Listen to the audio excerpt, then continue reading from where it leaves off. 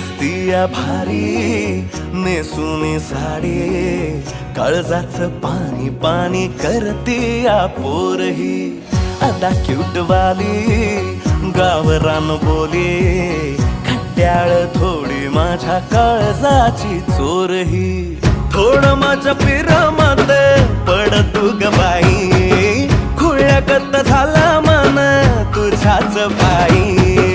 आता मला लागली या लग्नाची घाई, नाही आता बोलू नको अग माझी राणी.